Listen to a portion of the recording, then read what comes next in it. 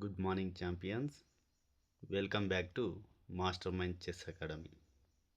Right, మనం last క్లాస్లో king and queen moves గురించి నేర్చుకున్నాం.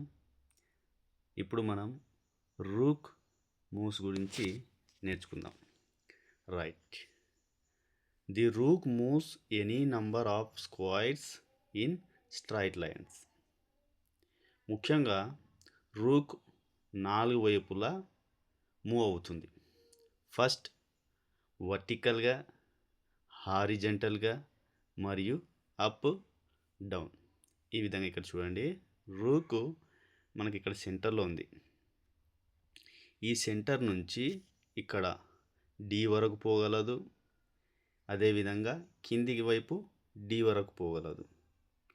నెక్స్ట్ అదేవిధంగా లెఫ్ట్ సైడ్ ఈ వైపు పోగలదు, ఇక్కడ రైట్ సైడ్ ఈ వైపు పోగలదు. అంటే రూకు ఎన్ని స్క్వైర్స్ అన్నా లెఫ్ట్ సైడ్ కానీ రైట్ సైడ్ కానీ హారిజంటల్గా వర్టికల్గా పోగలదు.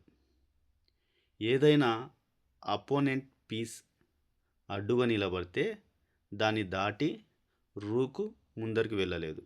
ఇది గమనించగలరు. ఓకే, ఇంకొకసారి చెప్తాను చూడండి. Rook moves horizontal and vertical. Rook హారిజంటల్గా పోతుంది మరియు వర్టికల్గా పోతుంది, అప్ డౌన్. ఎన్ని స్క్వేర్స్ అయినా రూకు ముందరికి పోగలదు. Okay, the rook can move any number of squares in a straight line. It moves horizontally left or right. It moves vertically up or down. The rook cannot move diagonally. అంటే మనం queen హారిజంటల్గా పోతుంది, వర్టికల్గా పోతుంది మరియు డయాగోనల్గా కూడా పోతుంది. కానీ రూకు డయాగోనల్గా పోదు. ఇది కేవలం హారిజంటల్ మరియు వర్టికల్గా పోతుంది. It is a strong piece for open files and ranks. Right, అర్థమైంది అనుకుంటున్నా. ఇక్కడ చూడండి, వర్టికల్ మూమెంట్ ఏ విధంగా ఉంటుందో ఇక్కడ మీకు చూపించాను.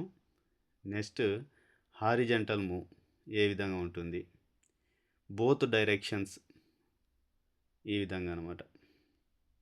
Okay, thank you. మనం నెక్స్ట్ వీడియోలో బిషప్ ఏ విధంగా మూవ్ అవుతుందో తెలుసుకుందాం.